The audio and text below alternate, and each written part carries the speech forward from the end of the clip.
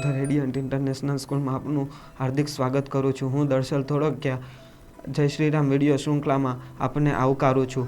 હું આજે તમને રામાયણના દિવ્ય માનવતાનો સંદેશ અને તેની સાથે કેટલાક ખગોળીય સંદર્ભ વિશે આપણે આજે જાણીએ. બંદઉ ગુરુપદ પદુંપરાગા સુરુચિ સુભાષ સરસ અનુરાગા અમીય મુરીમય ચૂરણ ચારુ સમન શકલ ભવ રૂચ પરિવારો. કહેવાય છે આજે જે કંઈ બને છે તે આપણા ઉત્તમ મહાકાવ્યમાં છે.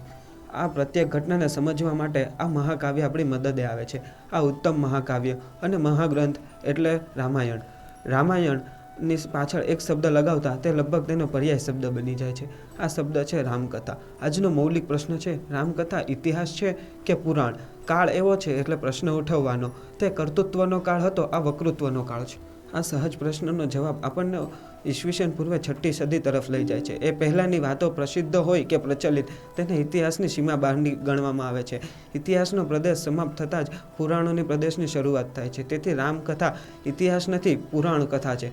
પુરાણ કથામાં શબ્દોથી વધુ મહત્વ મર્મનું હોય છે. તેથી તો પૌરાણિક પ્રસંગો જાણતા જ તે આપણા હૃદયના તારોને ઝંકૃત કરે છે.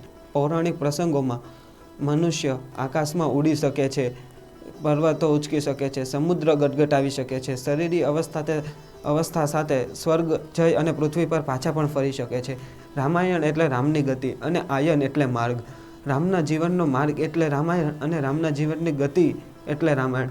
ડૉક્ટર રાધાકૃષ્ણના મતાનુસાર ગતિ અને માર્ગને એક શબ્દમાં કહેવું હોય તો રામાયણ અર્થાત રામની ગતિ. આપણું આ જગત પ્રતિક્ષણ ગતિમય હોય છે.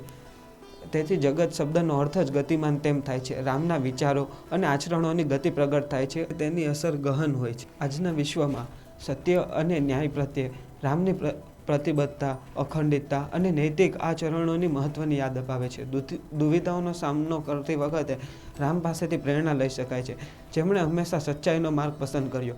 ભલે તે મહાન વ્યક્તિગત બલિદાનની માંગ કરે, પરંતુ તેમણે તેમના સિદ્ધાંતો પ્રત્યે તેમનું સમર્પણ અને પ્રતિકૂળ સંજોગોમાં હોવા છતાં આપણે આપણા મૂલ્યોની જાળવણી અને પડકારજનક પરિસ્થિતિઓમાં આપણી પ્રામાણિકતા જાળવી રાખવા માટે પ્રોત્સાહિત કરે છે. રામની વાર્તાઓમાં તેમનો સંઘર્ષ, સાહસ અને તેમના મૂલ્યો અને તેમના ફરજો પ્રત્યેની નિષ્ઠા ધાર્મિક મહાકાવ્ય કરતાં વધુ છે. તે જીવનની માર્ગદર્શિકા છે, સમાજ અને માનવ સ્વભાવને પ્રતિબિંબ કરતો અરીસો છે, સચ્ચાઈનો નિર્દેશ કરતું હોકાયંત્ર છે. સત્ય, પ્રેમ, ફરજ, બલિદાન અને ન્યાયની થીમ સાર્વત્રિક છે, જે સાંસ્કૃતિક, સામાજિક અને અસ્થાયી સીમાઓને પાર કરે છે. માનવતાનું મહાકાવ્ય રામાયણ આપનાર વાલ્મીકીની ખૂબી તો જુઓ. તેમણે ઉદાત્ત યુગ પુરુષ એવા રામને મનુષ્યતાને છેક દોષમુક્ત નથી બતાવી. સાથે સાથ રાવણ જેવા રાક્ષસને મનુષ્યતાને પણ છેક સદભાવશૂન્ય નથી બતાવી.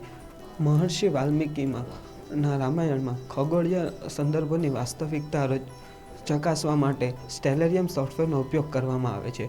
તે પરથી ખ્યાલ આવે છે કે રામાયણમાં વર્ણન કરાયેલા ગ્રહો, નક્ષત્રોની સ્થિતિ, તત્કાલીન આકાશોની સ્થિતિ અને ખગોળ સાથે જોડાયેલી જાણકારી અક્ષરશઃ સાચી હતી.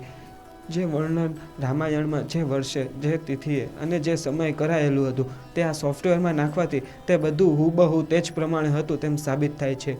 પ્લેનેરિયમ સેમ્યુલસ સોફ્ટવેરનો ઉપયોગ રામાયણના સંદર્ભોમાં આ ખગોળીય તિથિઓનું પુષ્ટિકરણ, પુરાતત્વ વિજ્ઞાનો, ભૂમધ્ય વિજ્ઞાનો, સમુદ્ર વિજ્ઞાનો, ઉપગ્રહોની તસવીર અને આનુવંશિક અધ્યયનો પણ કર્યું છે. રામાયણમાં રજૂ થયેલા સંદર્ભો એટલા સચોટ અને સાચા હતા, જેનું એક ઉદાહરણ શ્રી રામ ભગવાનના જન્મના વર્ણન પરથી પ્રાપ્ત થાય છે. રામ ભગવાનના જન્મ સમયે વાલ્મીકીએ તે સમયના ગ્રહો, નક્ષત્રો અને રાશિઓનું વર્ણન કરે છે. તે સમયે શુક્ર, સૂર્ય, શનિ, મંગળ અને ગુરુ આ ગ્રહો તેના ઉપલા સ્થાનમાં બિરાજમાન હતા. ચૈત્ર મહિનાની 9મી તિથિએ મધ્યાહનના બપોરે 12 વાગે તે સમય હતો. આ સમય રામાયણમાં વર્ણવાયેલો હતો. તેને સોફ્ટવેરમાં નાખવામાં આવે તો અયોધ્યાના અક્ષાંશ અને રેખાંશ એ 27 ડિગ્રી ઉત્તર અને 82 ડિગ્રી પૂર્વથી આ વિગતોની જાણકારી મેળવવા માટે આપણે ઈસવીસન પૂર્વે 5114માં 10મી જાન્યુઆરી બપોરે 12થી 2ના સમયમાં જોવામાં આવે છે. ચૈત્ર મહિનાના શુક્લ પક્ષની 9મી તિથિ હતી. આવું કહેવામાં આવે છે કે આ ખગોળીય સ્થિતિ હજી સુધી બની નથી અને તે રામ ભગવાનના જન્મ સમયે લગભગ 7000 વર્ષ પહેલાં બની હતી. મહર્ષિ વાલ્મીકીએ સર્ગ 124માં રામ અને સીતા વિમાનમાં બેઠા હતા ત્યારે નીચેની ધરતી, પર્વતો, નદીઓ અને નગરોનું આશ્ચર્યજનક વર્ણન કર્યું હતું. વિમાન આકાશમાં ઉડ્યું ત્યાર પછી ઋષ્યમુખ પર્વત પાસે આવતા રામ ભગવાન સીતાને કહે છે, હે સીતા, આ વીજળીયુક્ત મહામેઘ સમાન અને સુવર્ણ વગેરે ધાતુઓ યુક્ત આ પર્વત તમે જુઓ. આ પરથી સિદ્ધ થાય છે કે રામના સમયમાં પણ વિમાન હતું. દેવર્ષિ નારદે વાલ્મીકી સમક્ષ સંપૂર્ણ રામાયણનું વર્ણન કર્યું અને તેમને મહાકાવ્ય સ્વરૂપે લખવાનું વરદાન આપ્યું. બ્રહ્માજીએ વાલ્મીકીને દર્શન આપતા જણાવ્યું કે તેમને છંદ બનાવવાની શક્તિ સરસ્વતી દ્વારા પ્રાપ્ત કરવામાં આવી હતી અને તેમને વરદાન આપતા કહ્યું કે તેઓ રામના જીવનના ગુપ્ત રહસ્યો, તેમના જીવનની ઘટનાઓ, માતા સીતા, લક્ષ્મણ, ભરત, શત્રુઘ્ન, રાક્ષસો વગેરેના ચરિત્રો, તેમનું રહસ્ય, ભૂતકાળમાં બનેલી ઘટનાઓ, વર્તમાનમાં જોવાની ક્ષમતાઓ, ભવિષ્યમાં જે બનવાનું છે તેનું પૂર્વજ્ઞાન અને ત્રિકાળ દર્શન, અલૌકિક દિવ્ય શક્તિઓ અને યોગ સિદ્ધાંતો પ્રાપ્ત થઈ જશે. તેથી જ વાલ્મીકીને રામાયણનું સંપૂર્ણ જ્ઞાન પહેલેથી જ પ્રાપ્ત થયું હતું.